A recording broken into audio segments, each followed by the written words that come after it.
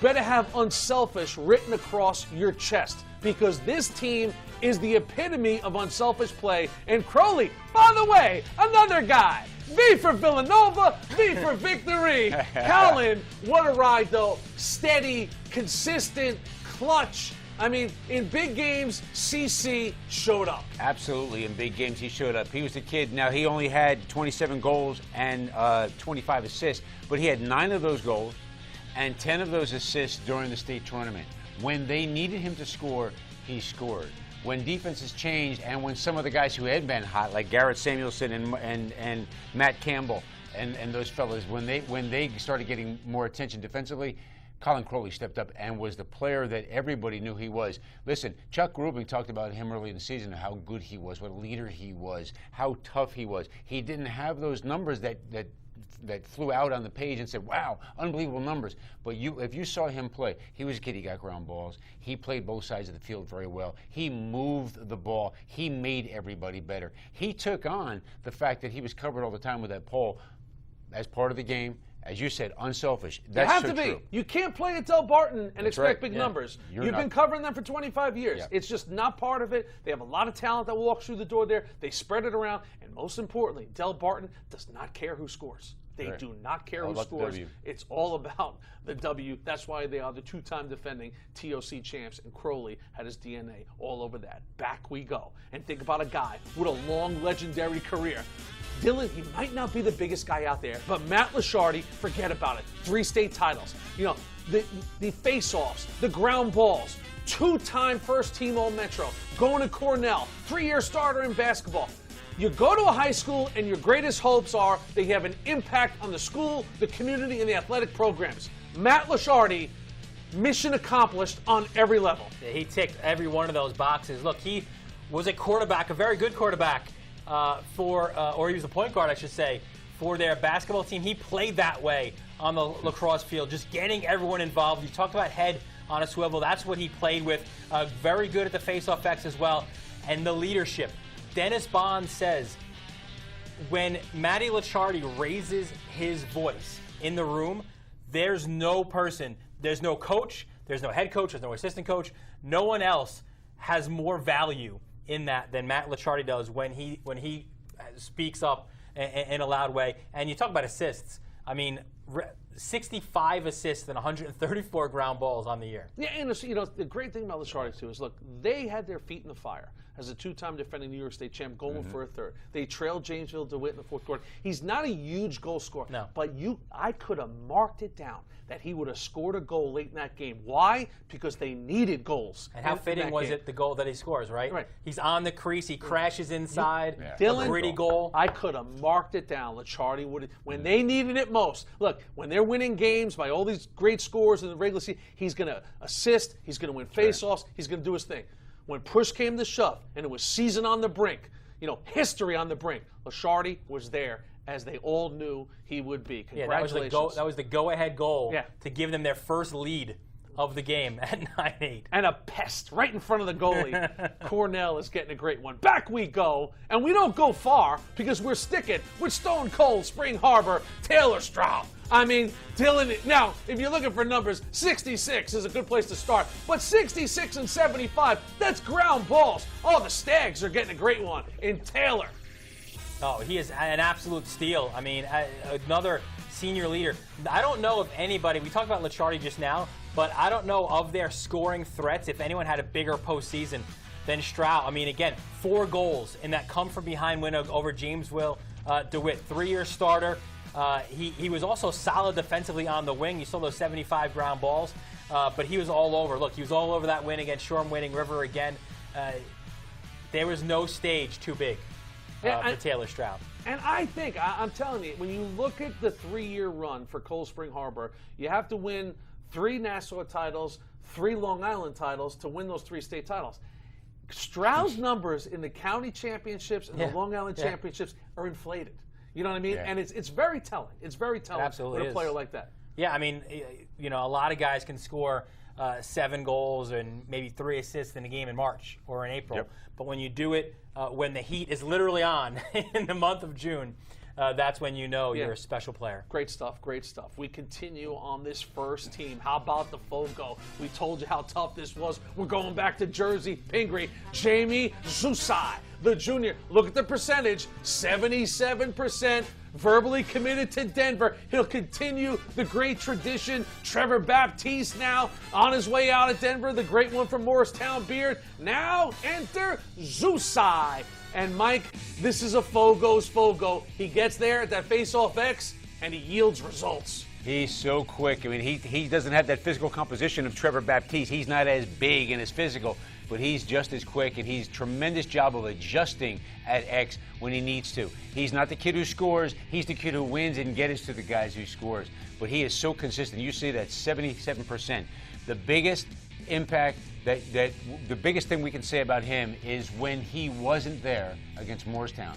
He was concussed on the last face-off against Montgomery. He took a tough shot, and he had a concussion. Did not play in that game against Morristown in the semifinals of the TFC. Frankie Lebetti, the excellent face-off man from Morristown, was not going against Jamie Zusai. Pingree was in the game. Pingree was only down a goal in the fourth quarter, actually. If he's in the game, it's a different game. There's no doubt about it. Now, Pingree, bunch of gentlemen, bunch of winners said, hey, you know, you have to do what you do. Injuries are part of the game. But I would have loved to have seen Jamie Zusai going against Frankie Lebetti in that game. Unfortunate. And Bill Tierney just called, I have to run a couple laps. Trevor Baptiste is just a junior. He will be back for his senior year. That'll be a nice showdown of practice, huh? Zusai and big Trevor man. Baptiste and the three of us. And I tell you what, he'd win. We continue. We stick on the back line. Defense, wow. Jose Boyer. I mean, Yorktown has won 4 straight Section 1 titles. Back-to-back years they've gone to the state championship. Jose Boyer, arguably their MVP, 2-time All-American. Listen, this defense lets up just over 7 goals a game. And Dylan, Yorktown, what do? They get better as the year goes along, and they always extend this. They're like the boys of June, man. Yeah. And it's because of guys like Boyer. Yeah, and look, you know, we can go on about his ground balls and his athleticism, the fact that he can get up there and also score goals. But I think the true sense of Boyer as a special athlete is that he's played on the final day of the lacrosse season in 3 of his 4 seasons. That says something about Boyer as a leader, as someone who is a leader of men for Yorktown. Yeah, on the field as a puppy with that title, and Boyer, the great football kid. And, you know, again, it's like the common denominator with so many of these guys is they leave their mark on the programs, whether it's the football program and lacrosse program. Jose Boyer heading off to Notre Dame, to the Golden Dome, goes Jose Boyer. And thanks for the memories, because it seems like he's been playing for Yorktown for like 6 years. We continue on the defense. Montgomery, what a story they were this year in New Jersey. And Jared Reinson, the defense. Mike, are those defensive numbers for a defensive back? Talk about a guy who can do different things. They win their first Group 4 title since 2007. The Hopkins commit, man, jack of all trades and great at every one. The only thing Jared Reinson didn't do this season was step into the cage and stop a couple. He did everything. What a great defensive player. I mean, he's a guy who's going to be on your hands. He's going to occupy you all day long. He moves his feet great. He works great with the rest of the team. And, the goalie loves him. But he does everything. He faces off occasionally. When he doesn't face off, he's on the wing. He faces off with the pole, and then a man up, as if there aren't enough scorers on Montgomery. This explosive team with Danny Ingles and Nico Whippaker and these guys, they can score a ton, but Jared Rison's so good, they want his stick there too, an extra man. 12 goals, 13 assists. Most of those on man up. And he's not just a guy who comes in and flings, as you see that. He's a guy who plays smart offensively too. You pick a position, he can play it. Another practice I want to see. I want to see him and DeSimone get after it. Why not? Oh, man. Batten down the hatches. We move along with the defense here on first team All-Metro. You know, it's amazing. Jeff Braymeyer, after all the wins this year, he kept talking about the defense. Arden Cohen, first year at Darien, the senior led the defense 4 goals per game. They didn't allow double digits all season. Man, That's why this guy is going to Notre Dame. And Dylan, listen, when Coach Braemeier talked, think about all these offensive guys they have there, in Lindley and McGovern and Riley Stewart. He kept talking about Arden Cohen and the back line as the tone setters for this team. Yeah, he's big, he's athletic, he's so tough. And here's the thing, if you're another team in the FSAC, right, you just had to deal with Ivanchuk, right? You get rid of him. You're like, thank goodness he's out of our picture. And all of a sudden, a guy named Arden Cohen comes into the district, and you're like, oh my goodness, what do we do with this guy now? He was just awesome with a capital A. He was so good. The A in Arden absolutely stands for awesome. God. The kid, now a year ago, it's a great story. Arden Cohen lives in New York City. He's playing prep school lacrosse in Connecticut, and much to the dismay of the rest of the FCAC in Connecticut, where does he choose? Where do his parents choose to buy a piece of real estate? Darien, Lacrosse Town, USA. Not New Canaan. Exactly. Right. Not Richfield. And now all of a sudden, Arden Cohen just takes over for the defense. But a wonderful, wonderful player. Listen, it's part of the theme of this year. It's the year of the defender. We've seen a lot of defenders take on prominent roles. I mean, listen, in lacrosse, if you can't shut them down, eventually you'll stop scoring them and you will lose. So these defenders play such a role. We continue on this show now, and here we go. To Long Island we go. Wow. I mean, Dylan, you and I, we saw him in the Suffolk Finals. We saw him in the Long Island Championships. Andrew McKenna, Ward Melville High School, the senior, going to the U.S. Naval Academy, 3-year starter, terrific defender.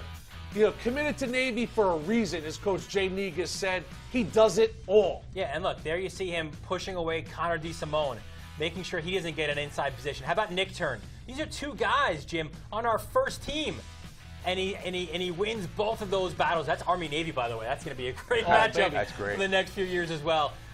Just great positioning inside as well. There he is again, eating up Nick Turn and Massapequa to lead them to back-to-back Long Island championships and obviously eventually to the state championships as well. He's a film stud. I mean, when you watch McKenna on film, he plays great angles. He doesn't over-pursue the ball. He plays with great composure. Like Jay Negus said of him, I could see why he wants to be a Navy SEAL one day, because he's got a lot of patience. He's willing to lay back in the weeds and let you commit to something, and then he's going to pounce on you and expose you for what you are. Yeah, he's going to ride your hips, too. He gets right up on you, ride your hips, forget your hands. It's a great story, and it's why Ward Melville has won back-to-back Long Island championships. They've gone to 2 straight state finals. They capture the one this year. McKenna, wow, congratulations. First team All-Metro. More to come on that. And now, for the famous final scene for the defense, the man in between the pipes. I mean, what more can you say about Ryan Cornell? Hey, if you're a high school goalie out there and you're going to college like Cornell is going to Vermont, and you could say, yeah, I've won my last 54 games that I started in high school. 54 games for Cornell. 3 times he was an FCAC champ. 3 times he was a state champ. And now in back-to-back years, Dylan, he's the goalie for our #1 team in the Tri-State. Ryan Cornell is first team All-Metro. There's no one who deserves this honor more, I think, than Cornell. And yes, they've got great guys in the attack. And yes, they have an Arden Cohen, but you still need this guy. And look at the way he just anticipates the pass behind the cage, picks it off like a safety in football. Just so athletic and just such a great presence in the cage. And that's, Darien is one of those public school programs that, every Saturday starting in April, they want to take somebody on. Yeah. They want to take on Manhasset. They want to take on Yorktown. They want to take on Niskayuna. They want to take on St. Anthony's, Long Island. And it's like, that's why you put a lot of value in a goalie having a 54-game win streak and not giving up double-digit goals. I mean, it's just ridiculous. I mean, how many times do you see a goalie give up 10, 12 goals and the coach says, no, he played great, it wasn't his fault. It's like, you don't even have that to point to, for Cornell. And just a great story. What a get for Vermont. Ryan Cornell is our first team All-Metro goalie for 2017. Wow. When you think about a coach for All-Metro. Now, this is a very difficult, I know I've emphasized how difficult these decisions are with players. And goalie's a tough one because, First team, second team, you only have 2, right? You know what I mean? Like, with the middies and the attack and the defenders, we can mix and match a little bit. But when you think about a coach, I mean, there are so many great stories. You guys are in the business of stories. And every year there are wonderful team stories. Mike, you have New Jersey where, of course, Chuck Rubling, the Standard, wins another TOC. You have Tommy Albano at Ramapo. I mean, Tommy Albano, a young coach, Ramapo hasn't won a title in a decade, comes out of nowhere and gets to a TOC semi. Oh, yeah, tremendous job. Brian Armstrong at Madison, they won their first title. What a great job he did. Sean Cunningham down in Manasquan. Mark Moreau, first year at Rumson. A lot of great coaches in New Jersey. I mean Dylan Butler, it's amazing. I mean, you look at, Ward Melville. They have 9 state titles in their history, of course. The legend, the greatest of all time, Joe Cuso, with 7 of those. Mike Hoppy wins the 8th. And there's Jay Negus, the proud son. Once upon a time, played for Joe Cuso. Was snake bitten in the state final. Didn't get the title as a player, but got it as a coach. That's an unbelievable coach story that really deserves, some recognition as far as when you're picking a coach of the year. Without a doubt. And then, too, 14 players are named to the second team, 7 from Long Island, which is usually the right it's still the Mecca percentage. Connecticut, the Hudson Valley, and 1 from New Jersey. All right? So, here we go. Are you ready? I'm ready, man. The All-Metro second team, 2015, with the Great Kark. Let's start at the attack. Let's go out to West Islip, Long Island, where Connor Smith, 6'1", 170 pounds, an unbelievable year for Scotty Craig. Kark, what I love about this guy, 40 assists to go along with his 34 goals, really always had the head on the swivel. Yeah, West Islip, this isn't the days of Nicky Galasso running around and winning multiple state championships, but Connor Smith, to me, his dad was a coach, he plays like a coach's son, understands tempo, understands offense. He was clearly the quarterback, and balance was his greatest strength. He'll go to Penn State with Mac O'Keefe, 2 of the better attackmen on Long Island. I think Jeff Tambroni's making a statement on Long Island. We'll talk about some other guys going to Penn State. But Connor Smith is just one of those guys, I think, for Tambroni. You could plug him here, you could plug him there. He's versatile. You got to love this guy. You love 2-sport, 3-sport guys. Tommy McPartland, strong, tough. 101 points this year. Mercy College getting a steal. Total steal. I mean, you look at him, he plays in Class A, leads Long Island in points. He's a bull in the china shop, and his game is not really that smooth, or finesse is not a word that you would use to describe McPartland.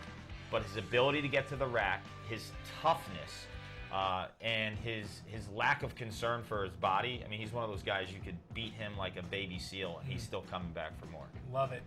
Let's go up to Connecticut. This guy has first-team skills, but there's so many cats on Darien. Brown getting a great player, 70 goals, 23 assists.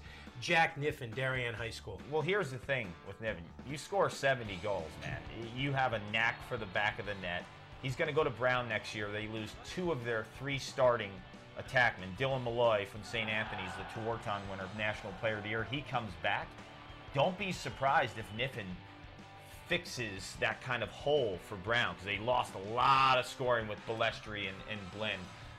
His greatest strength is his shooting ability, getting shots off quickly and understanding space, and that's tough. And we talk about Darien being a team.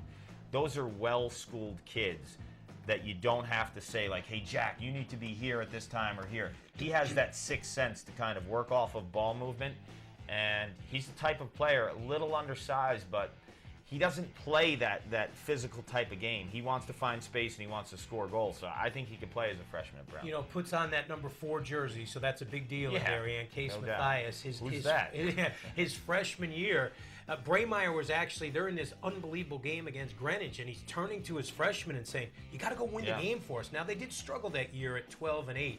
And he's a guy that missed 10 games last year with the knee injury. Yeah. Comes back, and Jim, we saw a guy in Niffen this year, especially in that Greenwich game. They're down 3 goals with 9:28 left in the game. He scores the last 3 goals, including the overtime game winner, and he never looks nervous. It just comes so easily. He makes the most of his opportunities, too. I mean, You know, I have all girls, and one thing that drives me crazy about girls lacrosse is the plateaus. You know, 100 goals, 200 goals, the balloons, the placards, and everything. Because I think, no, really, I think it sort of warps the system a little bit. Coaches start thinking about it, players start thinking about it, we start planning for it, we order the balloons. But the thing about Niffen, this is a 70-goal guy, and he's not a compiler. He's not backdooring, you know, his 4th, 5th, and 6th goal in blowout games. The guy scored. It's amazing to think you could score 70 goals, and most of them were meaningful. Yeah. You know, and that's a testament to Jeff Braemar and the kind of system he runs. But you're right, Mike. In the body of these games, he has those little hot streaks where he just gets everything going, and he hits the back of the cage. I mean, his shooting percentage was very good. Hey, listen, you're on the field as a 4-year starter for Darien. Yeah. Enough said. 70 goals. Too. Hey, how about Cavallo with 3 girls, those wedding bills? Sucker. That's a good point. You know what? We're going, and we're going to get the most out of that. By the way, his daughter Isabel, first team All-League this year. Nice. Albertus Magnus. Mom's jeans. You got that right. Chris Gray, not a big guy. His game is an off-the-chart scorer for Shoreham Wading River, the Suffolk Bee champ. Yeah, slippery. I think BU is a good fit for him. Play for Ryan Poley up there in Boston, and a lot like Niffen, but different because he uses his body, and he's smaller, but he's super slippery. He scores a ton of goals, almost 80 on the season for Shoreham. I just think goal scorers, there's 2 different kinds of goal scorers. Niffen is that guy who finds space. Gray actually creates his own offense and uses his size to an advantage. When you're smaller, he's you can Allen get, Iverson. Yeah, when you're smaller, you can get under defenders. A lot like Joey Sankey, who's one of the best players in Major League Lacrosse. He's 5'6". Guys have a tough time in their approach. He maximizes that, slips underneath guys, and just gets it done. Speaking of small guys, how'd our guy Joey Sessa do from Minisink Valley at Yale this year? He did great. Got a lot of playing time, and they're giving him the ball in playoff time, too. Yeah, tough as nails. Love it, love it. Let's jump to the midfield. Let's head over to Jersey. Matt Stagnita, Montgomery High School, going to Hopkins, and this is what you love. A midi that quarterbacks the team, 65 assists. Unreal. That is insane for a midfielder. And not just like an offensive midfielder. Stagnita plays wings on face-offs, transition from defense to offense. You see him clearing here, head's always up. His dad was a college coach at Rutgers, coached this year at Penn. Another one of these guys. The lacrosse IQ is off the charts. I think Stagnita plays as a freshman at Johns Hopkins in a midfield that's really, really deep. I mean, they're returning a lot of guys from injury. Will be one of the best midfields in the country. But the reason why is because he's a 3-tool midfielder. He can play defense, can play wings on face-offs, can play offense. I just love his ability to see the field, too. I mean, when you think of 65 assists for a midfielder, that's unheard of. When you were running around beating up everybody at Yorktown, Fox Lane wasn't a team on the map, Nah, right? there was a stat game, man. They are now. Coach, don't take me out before the second quarter.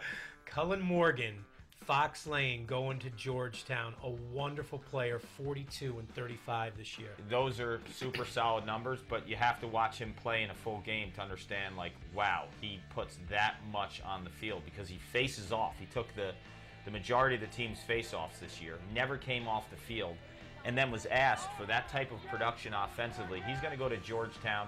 I don't know if he's a face-off guy in college. I think he did it more out of necessity at the high school level. I look at him more as an offensive guy who can really kind of pass the ball, understands how to play with contact.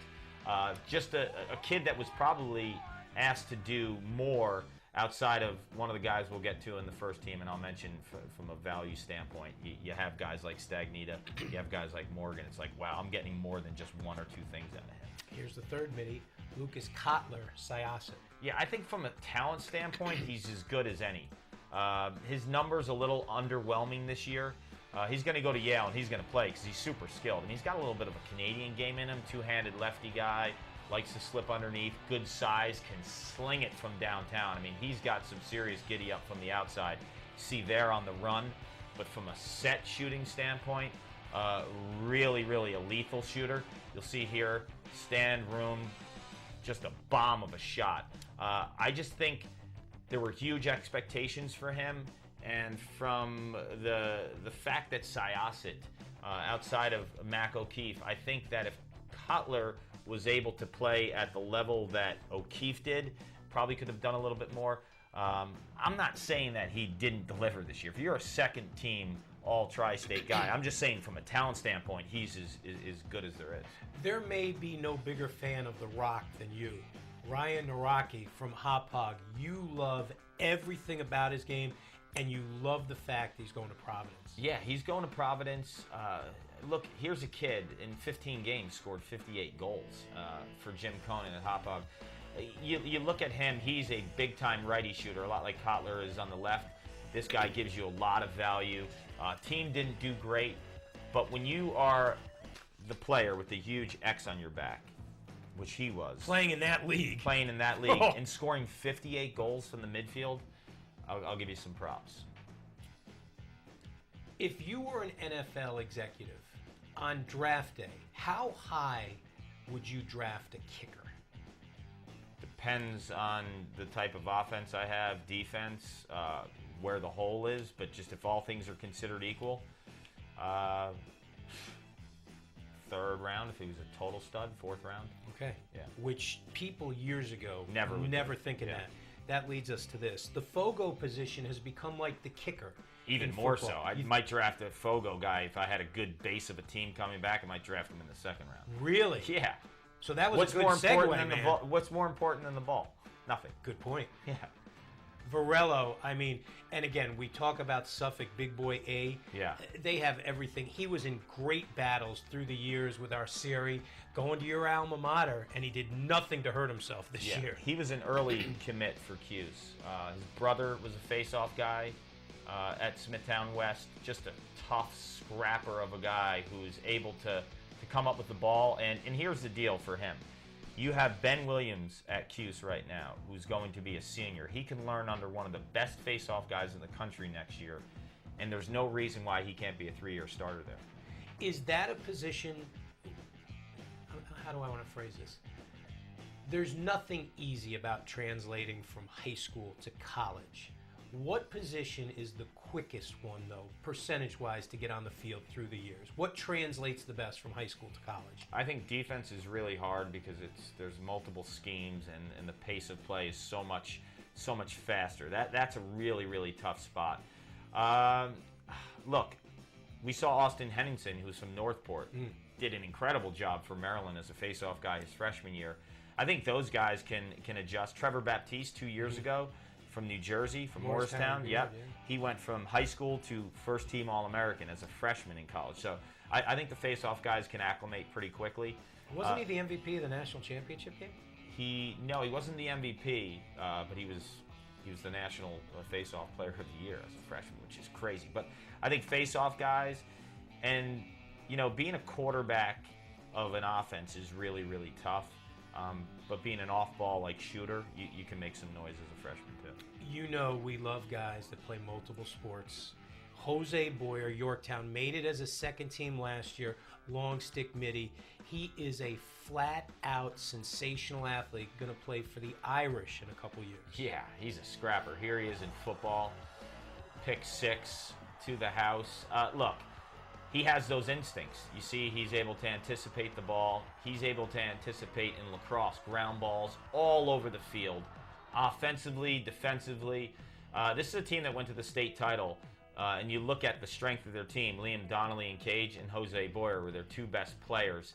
I just love his motor, too. Look at this kid. I mean, that is a pick 6 right there. No doubt. You have a ball on the ground, you goose it in front of the guy, you pick it up. Here's the state final game against Jamesville DeWitt. Probably played his best game of the year in this game. And their offense was not outstanding by any stretch at Yorktown. They did it with defense, and a lot of times when they were able to have success offensively, it's because of what Boyer and the rest of the defense and Liam Donnelly were doing in transition. When you think defense, you think schools like Yorktown, Darien. You also think Ward Melville, because their offense started to click towards the end of the year. In the beginning and middle part of the year, and there was a moment where this guy missed a couple games, but when Big 44, John Day, was on the field, boy, if you're DJ Kellerman, you felt unbelievable because this is a guy that's going to go to West Point. and tells you. I mean, all you need to know is he's going to West Point when you watch him. Yeah, it's just a motor. 6 feet, but he actually plays longer if you look at him, too. I think he's got good reach, covers ground. I like his feet. His tenacious and relentless approach to the position, though, will feed well up at West Point for Joe Alberici, who defensively, they are a lockdown unit. Had an outstanding freshman goalie. The strength will be that side of the field next year for them. Don't be surprised if he plays right away, too. I mean, he comes from an unbelievable program, well-trained, and I think the ability to close that gap because of the senior year and the success he had this year, he could really start for them next year. Jim, when you were getting ready to call the Long Island Championship game, Ward Melville and Syosset, Coach Negus was totally into 44. Yeah, you know, it's amazing, too. And Kark, you could attest to this because you see kids who are so young in your camps, no limits, and everything that you do at the youth level. And sometimes when you put that pole in a kid's hand as a 7th, 8th, or 9th grader, you think, oh, man, I'm going on to defense, you know. And as a defender, you think,